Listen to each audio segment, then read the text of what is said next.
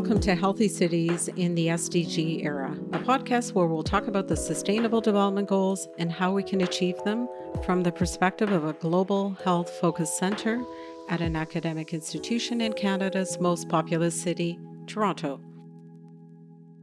We're recording from Toronto, or Takaronto, on the traditional land of the Mississauga of the New Credit First Nation, Anishinaabe, Wendat, Huron, and Haudenosaunee Indigenous peoples. The territory was the subject of the Dish with One Spoon Wampum Belt Treaty, an agreement between the Iroquois Confederacy and the Confederacy of the Ojibwe and allied nations to peacefully share and care for the resources around the Great Lakes. The meeting place continues to be the home to many Indigenous people from across Turtle Island, and we are grateful to have the opportunity to work on this land. My name is Erica Ruggiero, and I'm the director of the Center for Global Health and an associate professor at the Dalla Lana School of Public Health at the University of Toronto. My research examines how evidence affects global policy agendas related to employment, other determinants, and health equity in the context of the Sustainable Development Goals. I also study health and the health equity impacts of policy and program interventions at the population level. As a projected 5 billion people, or 60% of the world's population, will live in cities by 2030, it's clear that urban health is a matter of global health. Throughout our episodes, we'll be focusing on research and policy topics related to SDG 3, Good Health and Well-Being, and SDG 11, Sustainable Cities and Communities, and the ways in which they work with other SDGs. It's important to highlight that we're recording our podcast during the COVID-19 pandemic. While it won't be our major focus, we will discuss how COVID-19 has magnified the ways that people are being left behind in Toronto, Canada, and globally.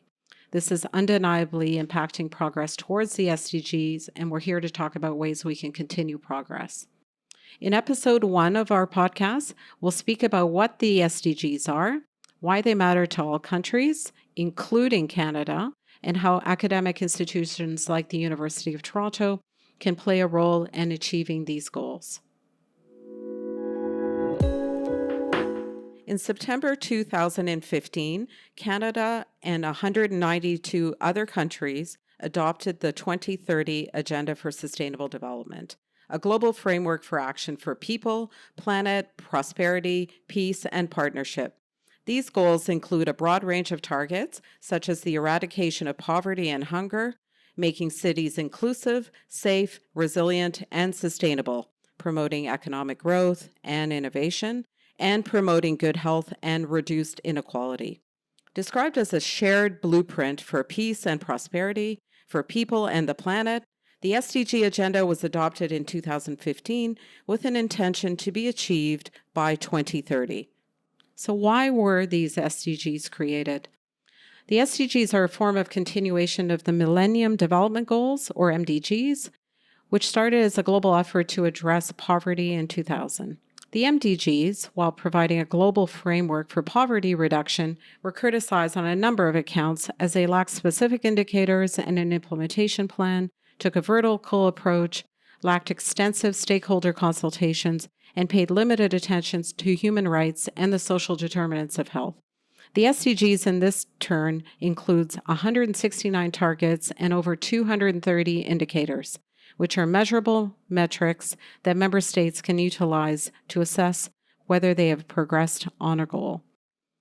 The 17 SDGs incorporate a wide range of global goals concerning but not limited to poverty, food security, gender equality, peace and justice, reducing inequalities, and good health and well-being. The SDGs were created through a far more interactive process where countries were consulted extensively in their creation and ratification. The challenges that the SDGs address are the very issues that have put some people at greater risk for contracting and dying from COVID-19. The Sustainable Development Goals pledge to leave no one behind. Looking beyond the ethical and moral imperative to do so, this pandemic has shown just how important it is to prioritize the health, safety, and security of all.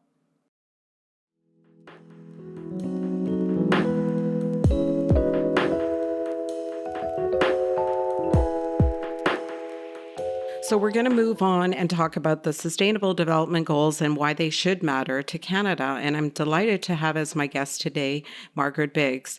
Margaret is the Matthews Fellow in Global Public Policy at Queen's University, Chairperson of the Board of Governors for the International Development Research Centre, and Vice Chair of the Canadian Partnership on Women's and Children's Health. Ms. Biggs previously served as president of the Canadian International Development Agency and was responsible for overseeing Canada's international development and humanitarian assistance efforts worldwide, including Canada's G8 Muskoka initiative on maternal, newborn, and child health. She's an active contributor on issues related to Canada and global sustainable development.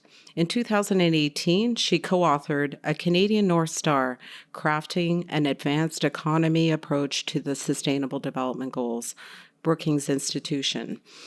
Ms. Biggs is board chair also of World University Services Canada and member of the Advisory Council for FinDevCanada. Welcome to the program, and thanks so much for making the time to speak to us. Thanks, Erica. So I'm going to start off with a rather large question, and that is, why do the SDGs matter to Canada and also to academic institutions, but primarily to Canada? What's your perspective on that?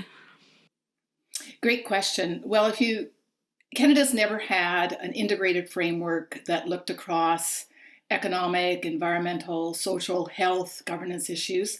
And the SDGs were created to try to integrate these various strands of global challenges and the disciplines that work on them. If you go back to 2015, 2014, the environmental movement and climate were on a different track from the follow-up to the Millennium Development Goals, which focus mostly on health and social and poverty issues. And finally, we have, as a global community, an integrated framework, and Canada's never had anything like that. So it provides us, and with John MacArthur, we've called this a North Star, a framework that allows us to look at these interconnected challenges, and they're focused on outcomes. So it's not, telling us how to do things, but allows us to share how we're going to achieve these goals, how different jurisdictions, how disciplines, how different levels of government can contribute to achieving these goals. So I think for us, in Canada, it's a tremendous opportunity, and we've seen the take up at the community level, for example, with the Community Foundations of Canada. Cities are organizing around the Sustainable Development Goals, so it can be used by and private sector businesses there as well. For universities, like the University of Toronto, yes, that aspires to be a global university, is a global university. It's a way to focus on what those global challenges are that the world and the university community can contribute to. It's a way, again, universities struggle, as do governments, because I come mostly from government, to cross those silos across ministries and disciplines. And the SDGs provide a ready-made framework to focus on and define those global challenges. That's great. Yeah. And actually, we'll have a chance to speak to Dr. Joseph Wong in the second part of this episode. And so we'll be talking to him specifically about the University of Toronto's role in the SDG. So where is Canada doing well with respect to meeting the SDGs? I know we're only 5 years in, but where do you think we're really punching above our weight? Well, let me just put back, and there's different ways of looking at how Canada can use the SDGs. In part, that we can use them as a scorecard, if you will, about how Canada is doing across these various areas, but also how Canada is or is not contributing to the global solutions. So again, a colleague at the Brookings Institution, to my understanding, did the first sort of assessment of how Canada measures up. You can look at it in absolute terms. Of course, as a well-off country, one of the most successful, highest living standards in the world, you'd expect us to do fairly well. And we do in aggregate, sort of absolute terms. But if you look at how Canada's doing in terms of, are we on a trajectory? Are we on a path to achieve these goals? We are not on track to achieve any of them in total. So if you look at where we're doing well, as you would expect, we're doing quite well in terms of our living standards. In extreme poverty, we do well on child mortality. We do well on many of the health indices like cardiovascular disease, etc. But we do not do well in the sense that we are not on track in terms of the current trajectory on food security, on substance abuse, on child obesity. And of course, many of these issues, we might be on track in Toronto, but we're not on track in all regions. And the North in particular, there's a number of issues there. And if I could highlight where we're particularly not on track is when we come to our Indigenous communities. Yes. And what the SDGs reveal, which is, again, another helpful role for the SDGs, is, it's easy for us to say we're doing fine compared to other countries. But what the SDGs basically put into sharp perspective is that we're not doing well everywhere. And for Indigenous communities, it highlights how some of the historic injustices and inequities, whether it's on child poverty, whether it's on violence against women, whether it's on issues to do with food security, we are not on track. And if I could just use one example, safe drinking water, which is a huge issue, as you know, in many parts of the world and contribute to disease and mortality, morbidity around the world. And of course, in Canada, we do very, very well. And you'd expect us to score in the high 90s in terms of the percentage of our population that has access to safe drinking water. And we do, but we haven't budged that number for years. We are on the trajectory. We are not on track to get to 100% because we have pockets, particularly in Indigenous communities and on reserve, where we have not changed that number over the last 5, 10, 15 years. So it just exposes where we continue to have problems and challenges, and that often is where we have poverty and inequities, et cetera, and it just surfaces those issues for us. Mm-hmm. So, I think the SDGs is providing really a good framework to shed the light, not just on between country comparisons, but within country inequities as well, because all the regions within the country are not served equitably when it comes to different access to health and social services, for example. So, of course, the COVID-19 pandemic has been on everyone's mind. How has the pandemic affected people being left behind? Are there any examples that come to mind, maybe building on some of the ones you've already mentioned? Well, obviously, the current crisis is a double-headed catastrophe, really, in terms of health crisis and economic crisis together. And with all crises like this and humanitarian crises, it's the poor and the vulnerable that suffer the most because they're least able to adapt. They have the fewest supports underneath them. And that's true in Canada. And we've seen it in our numbers here in Canada in terms of the lower income families and individuals who've been most affected. Women have been most affected in terms of their jobs and their occupations, and also in terms of their responsibilities around care. And just magnify that in developing and emerging countries where they don't have the same social safety nets and health systems that we do. So just across the board, these kinds of crises are absolutely catastrophic for poor and vulnerable people. The most recent World Bank estimates that I've seen have said that in terms of the most significant SDG around extreme poverty, sort of the primus inter pares around extreme poverty, that the crisis has already pushed us back the progress that we've reached from 2015. So we're back to 2015 in terms of we've erased the progress that we've made in the last 4 or 5 years. And that's particularly true. It's going to be particularly true in places like sub-Saharan Africa and apparently also in South Asia. So just in terms of people losing, there's the health crisis in terms of loss of life and morbidity. There's just the loss of jobs and livelihoods, and that particularly affects people in the informal sectors, and they don't have any access to safety nets. That also affects education, and we know how many hundreds of thousands, millions of children that are out of school. It's an issue in our own country, but in many emerging developing countries, these children can ill afford to be out of school. Many of them won't go back, and these deficits may not be made up. And we've also seen a huge impact on women and girls in terms of the setback, in terms of their ability to to stay in education, to be empowered, to pursue economic opportunities. So if I could just, so we don't know where the trajectory is going to go. There's a lot of uncertainty. If I could inject a possibly positive note, I think, and it may be wishful thinking, but this also could be an inflection point. If you look at the SDGs, which focus on what really matters as societies, and you focus on the impact of this crisis, it is in developing countries, but also in Canada, an opportunity to see what the impact is. And perhaps as we respond to the crisis, we think about how we can, to use the phrase build back better, but how we can respond. So for example, I would take social protection, which in Canada we have quite a robust safety net, but not perfect, obviously. And for developing countries, for many of them, it's an opportunity to look at how they need to build social protection systems so that people don't, suffer and fall through the cracks the way they are right now. It just puts a highlight on things that we've known before, but creates a greater sense of urgency. And of course, the global community can help with that. And where do you think Canada can lead by example, sort of taking the pandemic as a policy window of opportunity to do better and to shift the emphasis on what's most important?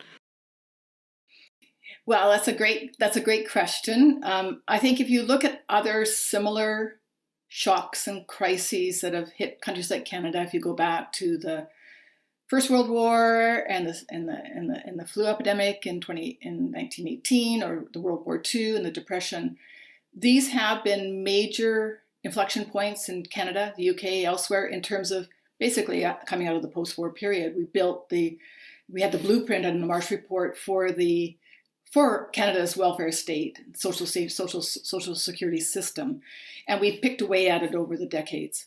And this is another opportunity, a shock to our system, to think about where people are falling through the cracks, and that this actually matters to us because maybe we've gotten complacent. So I think that the current crisis for Canada and the world, but speaking of Canada, is an opportunity to have us focus again on what really matters, and that means the health and well-being of our elders, of our frontline workers, all those things that we talk about. But what are we going to do about it? It focuses to show how we're all connected within our communities, but also globally. As we will not all be safe with this pandemic until there's greater security around the world. That this cannot be stopped at our borders, and I think it also shows us how these issues are interconnected. The obvious one is around health and the economy, and you can't have a robust economy. People cannot go back to work. People will not go back into restaurants or whatever until we have the health situation under control. So it just shows us the interconnection of those issues, which is what the SDGs were set up to do, right? So it's an opportunity, I think, and will Canada seize this opportunity? There's there's a lot of resources and thinking, a lot of people, not just in government, but in the private sector, in cities and communities, that are thinking about how we can use this crisis, as devastating it is, as an opportunity to really get some things right. And I think we're at that kind of point right now, Erica, where we'll wait and see. But again, it's quite obvious in terms of our own system, the extent to which long-term care, we have a fail there.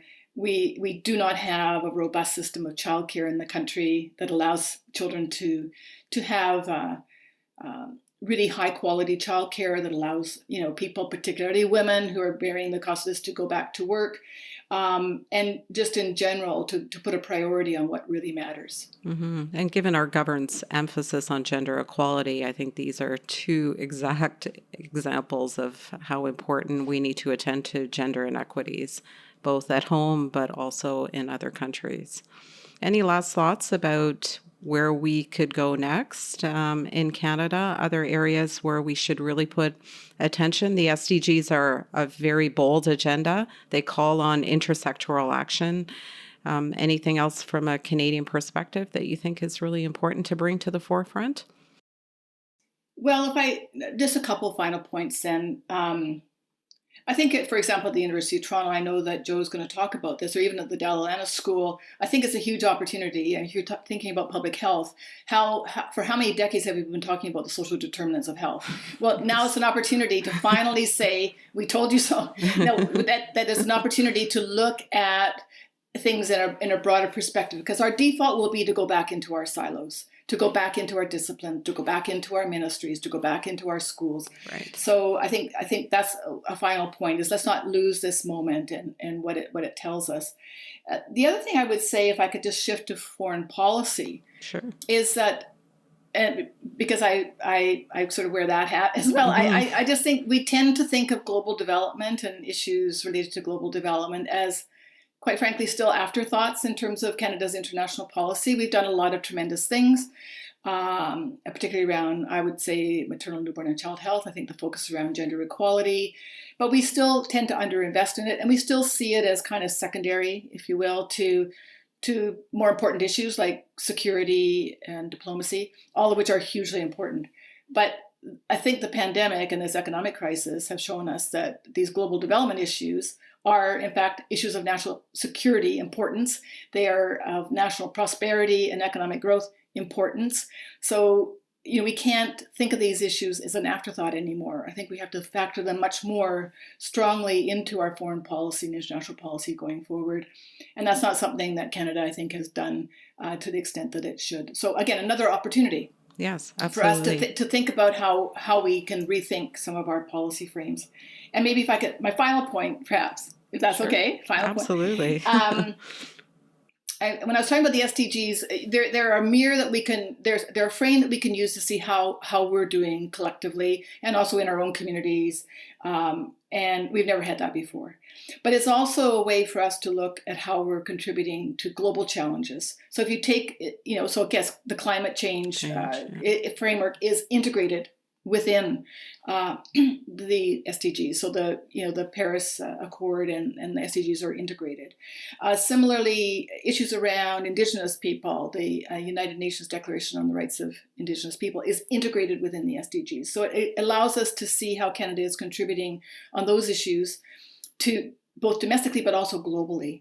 And obviously we're not where we want to be on issues related to climate and greenhouse gas emissions. We're not necessarily on track there. But there are some areas where, so we're not contributing to global collective challenges, but there's some areas where Canada actually has a disproportionate responsibility, because we have a very outsized marine coastal areas. We're on 3 oceans, the boreal forests. There are areas where what Canada does, we think often of the Amazonian, and as being really critical, but we have the Arctic, we have the boreal forests, we have marine coastal areas, and what Canada does in those areas will have a disproportionately sort of outsized impact on how the world is going to achieve the SDGs. So I think that's something we can also need to take seriously. Yeah, so in addition to intersectoral action, I think you've re-emphasized the importance of the interconnectedness between our actions as countries, and the SDGs provide a really good framework for thinking about that and measuring progress towards those big global challenges. So thanks so much, Margaret, for taking the time. I could talk to you all day, and your wealth of knowledge and your perspective is really appreciated. And we'll be picking up actually some of those other themes you touched on, like gender equality, Indigenous people's health, because it's so central to Canada's progress. And also diplomacy will be actually in the future episode to talk about how health plays out in global diplomacy discussions. So thank you so much for touching on those very important themes. Thanks very much, Erica, and good luck with everything.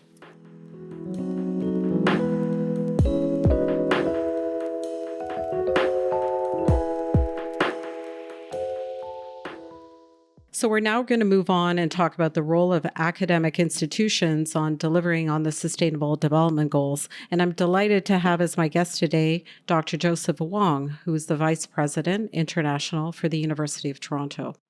He's the Ralph and Roz Halbert Professor of Innovation at the Munk School of Global Affairs and Public Policy and Professor of Political Science at the University of Toronto.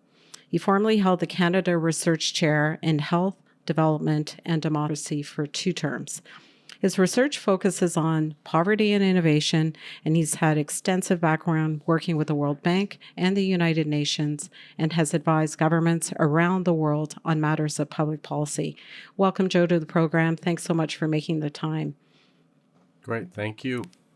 So I'm going to start with a rather big question. I'd like to hear your thoughts on what is the University of Toronto doing to advance the SDG agenda? That's a great question, Erica. The University of Toronto, as I think with many universities around the world, is putting more and more of an emphasis on impact. I think the COVID situation has really illuminated the need for research and education-intensive institutions like the university to really focus on impact. And we're seeing this reflected in our research and in our teaching. And this, I think, will have a really large impact on the SDG agenda. To give you an example, so in my own research, I'm the PI for a large research project called REACH. And the aim of the REACH project is to explore questions of how we reach those who are the hardest to reach in the world. So those who are marginalized, those who are the poorest of the poor, those who are the most geographically distant, and so on. Anyway, the point of that research project really does cut to the heart of the Sustainable Development Goal agenda, in particular the notion of leaving no one behind. So that research is very in simpatico, I think, with what the SDGs are doing. And on one level, the research is, uncovering really important insights about how public policies, how public-private partnerships, and so on are in fact reaching those who are the hardest to reach around the world. But it's not just research, right? It's also pedagogy. It's also teaching. It's an opportunity for students to gain skills in research methodology, to gain skills in research ethics and understanding the importance of research ethics and the imperative of building ethics into the work that we do, which of course is infused throughout the SDGs. And it's also an opportunity for students to learn new skills in research and of course acquire knowledge about parts of the world that they didn't know about. So the point here is that, large research and intensive universities like the U of T have an opportunity to embrace both the research and teaching components. And when you put that together and you put students as kind of the engine of all of this, you have you have greater impact. I'd also like to add that I think the university has an important role to play in the sense that it bridges a lot of different sectors, right? So even though the University of Toronto is a public university, it sits apart from government. And so what the university can do is it can play through its research and teaching. It plays an important role in fostering collaboration between government. We have lots of connections to the private sector. Of course, civil society and NGOs are connected to the university as well. And so playing that role of bridge, we're able to actually foster collaboration across different sectors that might otherwise not have opportunities to work together. Mm-hmm. If you think about the U of T, sorry. Yeah, no, I was just going to say that the university is really a powerful convener of a lot of those collaborators, as you were saying.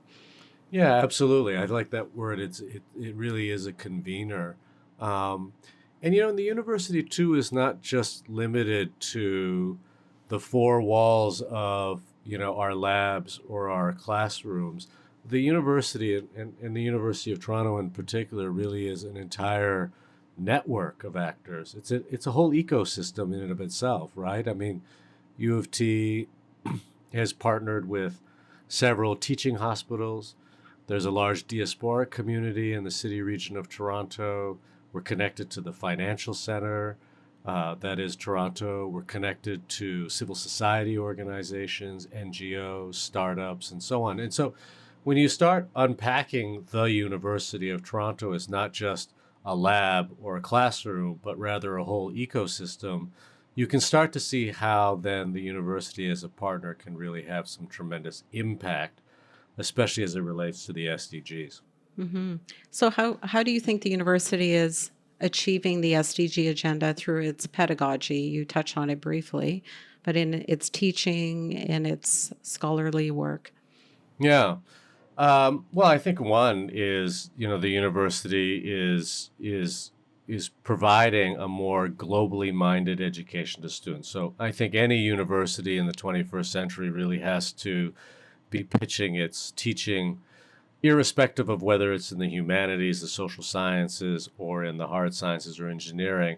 It really does have to have a global outlook. And so at U of T, we're infusing global that global spectrum and scope into all of our teaching. So, in the Dalla School of Public Health, for instance, there is a Global Scholar Certificate. And in fact, there is the certificate now in almost every division and faculty at U of T, where students can be taking their very discipline-specific courses, but with an eye towards a kind of global landscape and a global scope. So of course there's the knowledge that they're gaining in the university. There's also the research opportunities that I've just described with the Reach project, for instance, or the Reach lab that I run. But there's also real opportunities for students to gain leadership skills. This is the opportunity where students are encouraged to try something new, to work in an organization, to take a chance, to take a risk, to be innovative, and so on. And in many ways, the university provides that kind of cover for them, right? I mean, we know that real innovative outcomes come when people take chances, when they take risks, when they're in fact risking even the potential failure. Well, the university is just a great place for young people to experiment, to take that chance, because they know that the university is there in many ways to kind of underwrite that. So what that means then is that it's really facilitating and fostering an innovative mindset and really imbuing these students with leadership skills and opportunities. Yeah, so it seems like the university is a great place to learn things, but also the approach to learning and Yeah. learning with others. Yeah, So and you a great place to practice, right? practice. Practice that leadership and practice that kind of innovative thinking.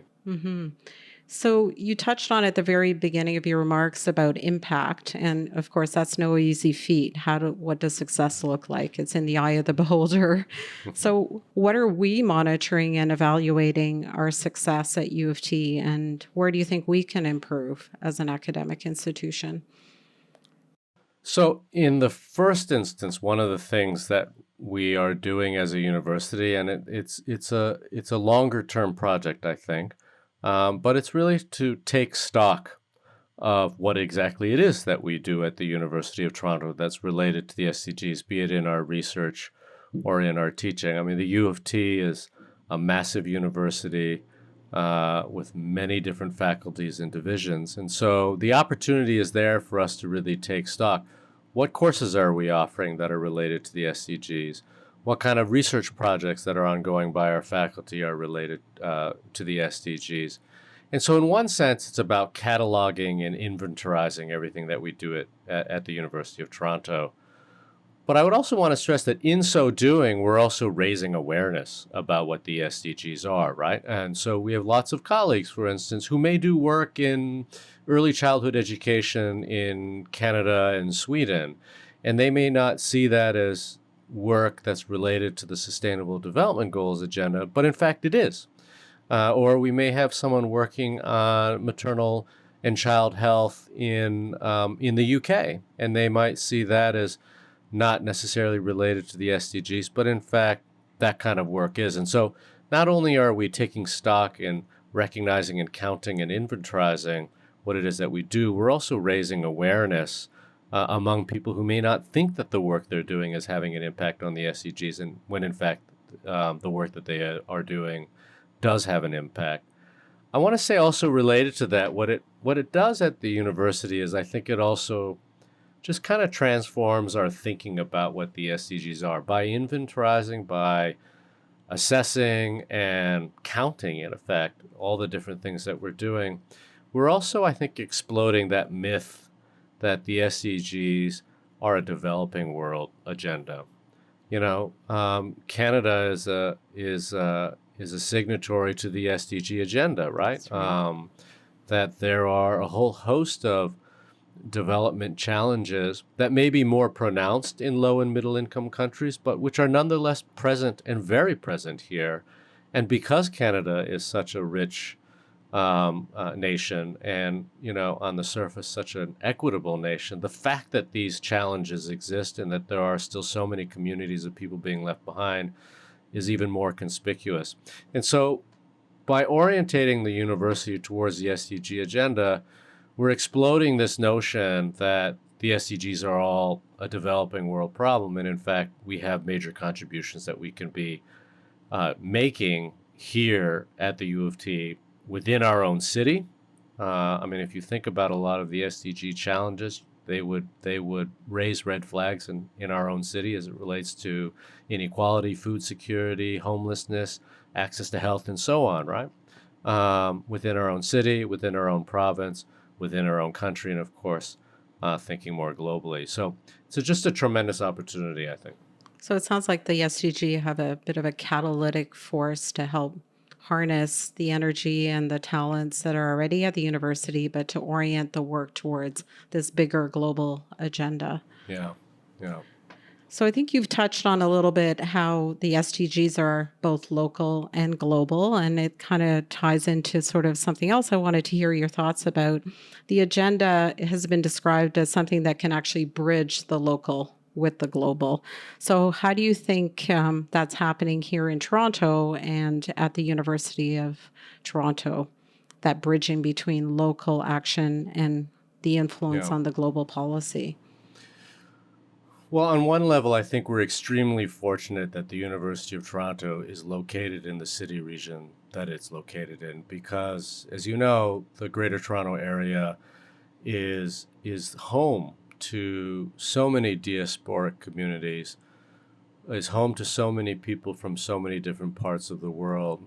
And so we benefit, I think, enormously from having a very global outlook in our very local setting. So that's the first thing. I think the second thing is, again, this notion that by bringing that global outlook and understanding that the global SDG agenda is very much an imperative even within our own city setting is critically important. And the University of Toronto, being one of the anchor academic institutions in the city, really has a role to play there. So it's sort of traversing the local and the global. I think importantly as well, the university as an institution has an incredibly important role to play as we move forward in thinking about what global collaboration is going to look like. So, I think one of the very unfortunate things, one of the many unfortunate things that has emerged or surfaced because of the COVID pandemic, in addition to obviously the health crisis, is that we have a crisis in many ways of global governance and global collaboration, right? We're seeing vaccine nationalism. You're seeing political attitudes increasingly turning inwards. We're seeing the defunding of international organizations such as the World Health Organization, which was already, I think, a pauper, if you will, among most of the world's international organizations. So precisely at the time when we need more global collaboration, more cooperation, coordination, sharing of best practices, indeed even sharing of resources, we're seeing the opposite happen. And I think there's an opportunity for universities, which are rooted in their local place. For us, it's in the Toronto City region. But there's an important role for universities to be the engines, if you will, of global collaboration. If you think about it, if governments are less willing to collaborate with each other, if companies, for instance, are in competition with one another and the competition has only become intensified, there are very few institutions left, actually, that are hardwired to collaborate.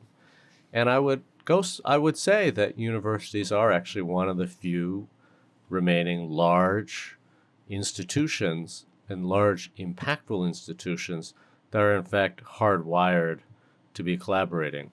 So as I think about the connection between the local to the global, I think that while the University of Toronto has an intense focus in its own city region, in its own backyard, we really are one of the, as a university, we're one of the key institutions that will actually allow for and facilitate this multilateral global collaboration.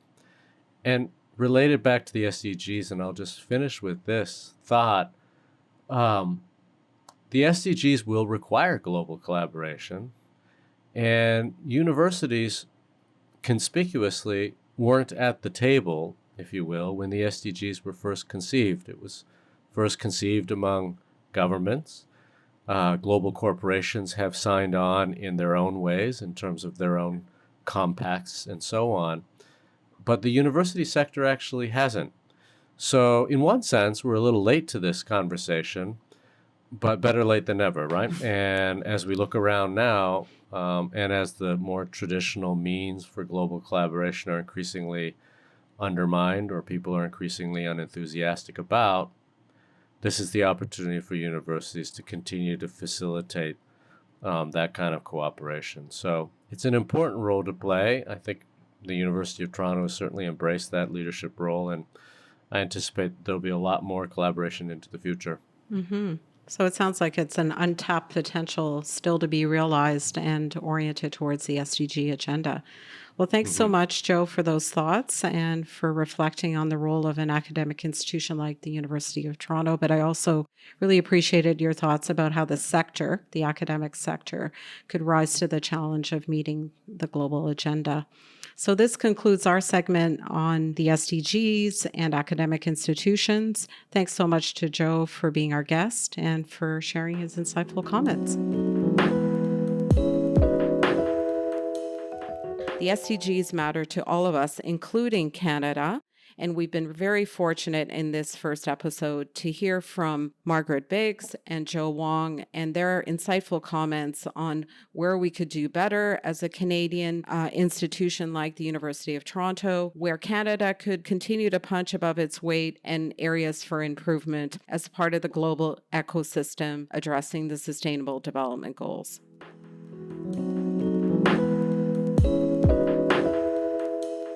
Healthy Cities in the SDG Era is produced with the support of the School of Cities at the University of Toronto, whose mission is to bring urban-focused researchers, educators, students, practitioners, and the public together to explore and address complex urban challenges. You can find Healthy Cities in the SDG Era on Spotify, SoundCloud, Apple Podcasts, and the Dalla School of Public Health's YouTube page. On our next episode, we'll look at good health and well-being. Thank you for tuning in, and we look forward to speaking to you soon. Take care.